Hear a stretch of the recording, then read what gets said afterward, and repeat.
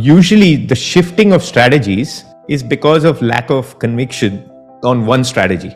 So what I do want you to focus on is spend that time to clarify your strategy and get buy-in on your strategy. Because the whole point of creating a strategy is that it becomes a framework for making future decisions, which is new customer requirement came in.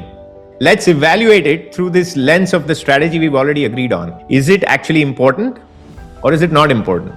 Oftentimes PMs think, strategy keeps changing, priorities keep changing.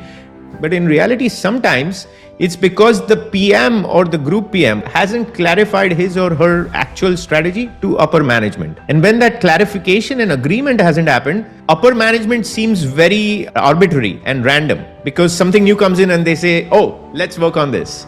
Because they don't have time or context to figure out the strategy for you. But the reason your strategies are shifting all the time, or you feel like priorities are shifting, is because perhaps you need to do a better job of clarifying things. At least in 50% of the cases I've encountered, this is actually what's going on. In the remaining 50% of the cases, it's just a dysfunctional environment, so that's one possibility.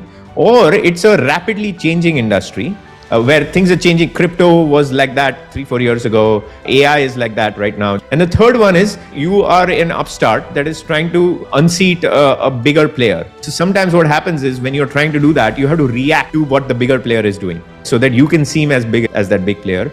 So that shift of strategy, if it's done intentionally, is fine.